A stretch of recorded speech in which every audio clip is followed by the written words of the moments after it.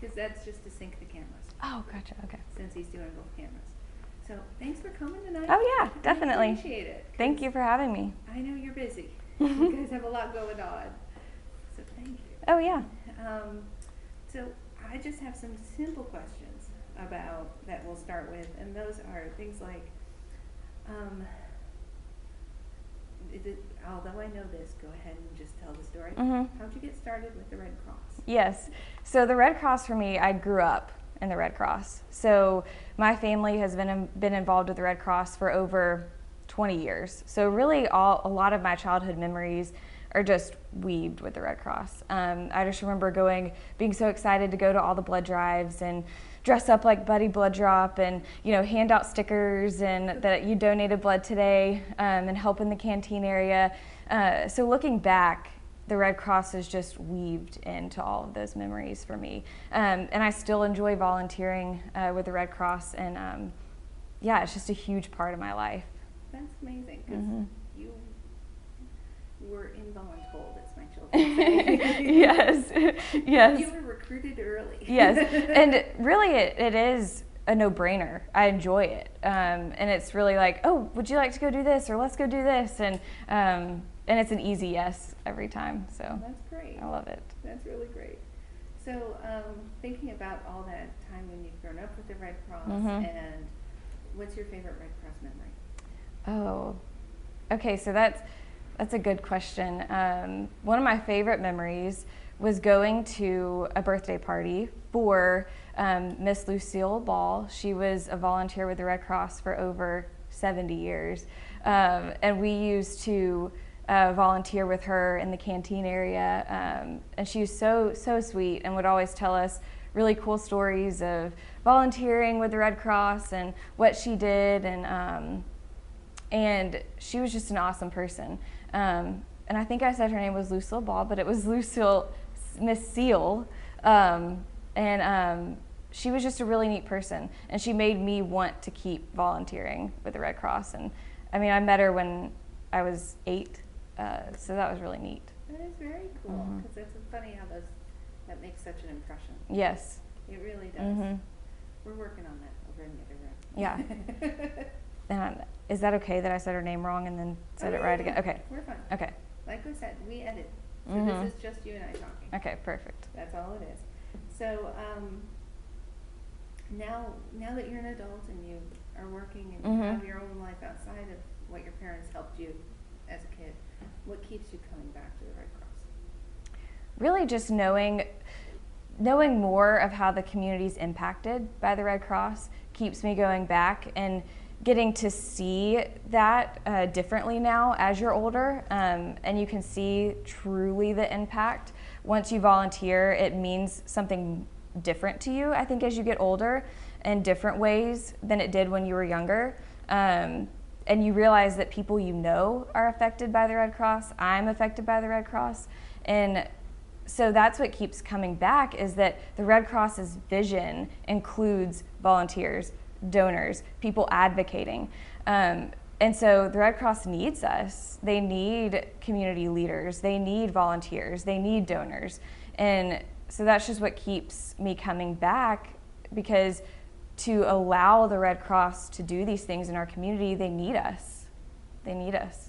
That's awesome. Thank you. That's really, I love that. So I have heard that you have saved a life. Can you tell us the story of what happened? So it all started a couple years ago, really. After college, I just decided, I need to keep up my CPR certification. I think it's every 2 years. So I would just go and just get it, even if I wasn't required through a job, or I would just keep it up. And it really gave me the confidence to know, okay, the more I do this, the more I would be able to actually do this in real life, if a situation occurred, because we don't know when that situation would occur that you would need to perform CPR or the Heimlich. You just need to be prepared.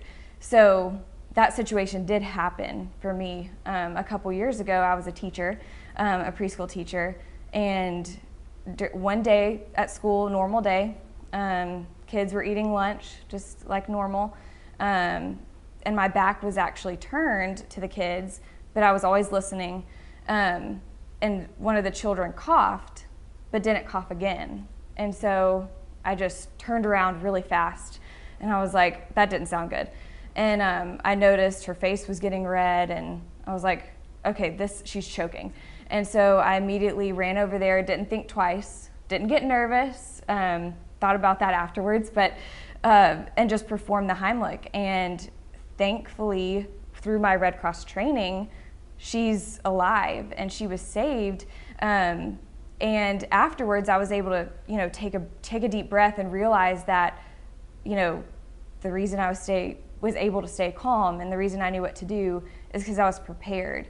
And so I would just urge and challenge all of us to go get those certifications, whatever it may be, without a requirement, without the need, because you don't know when that might happen, where you'll need it and need to stay calm. Because that was the biggest thing for me, is I was able to stay calm and not create chaos in that room, which could happen in those situations.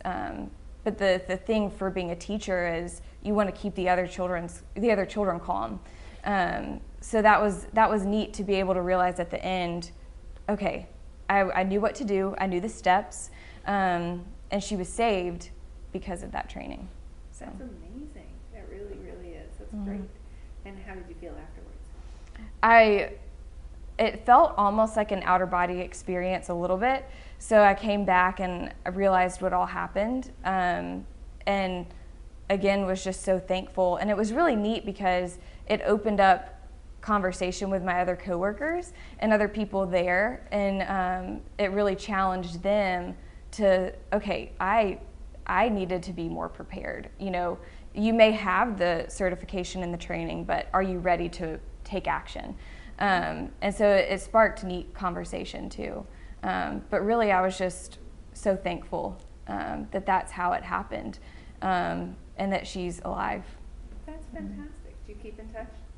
I have spoken to them some, but we actually don't live in the same states anymore. So, but I know she's doing well. So. Oh, good. That's amazing. Yeah.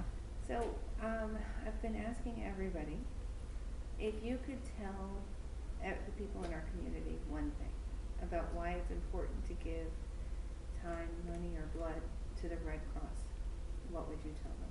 Really, to me, it goes back to you or someone has been touched or will be touched by the Red Cross in some way. And so to give and to advocate and to volunteer feels almost like a requirement. Feels almost like, the Red Cross does so much for our community, and they rely so much on volunteers and donors that they need us. And again, you're helping your neighbor, your family member, and the Red Cross has touched you or will touch you in some way. And so you're giving back to an organization that's doing so much. And so we need to stand behind that. And the mission is strong and the vision is strong, and it's one that can relate to everyone. And if you can't, donate or give financially, there's so many opportunities to volunteer, like at the Sound the Alarm campaign and at blood drives and at just other events. And if you can't volunteer, if you can't donate, you can advocate. You can go out and talk about the Red Cross and what they're doing in our community, and make people aware. That's fantastic. Thank you. Is there anything else you would like to share?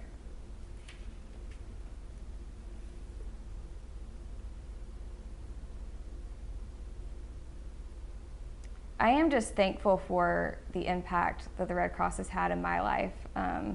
Growing up in the Red Cross, my first job out of college was in a nonprofit.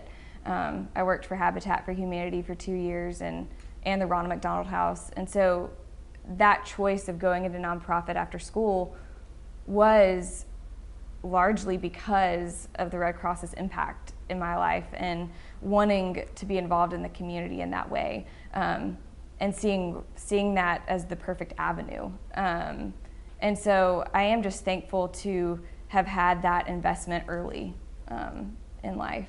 So that's fantastic. Thank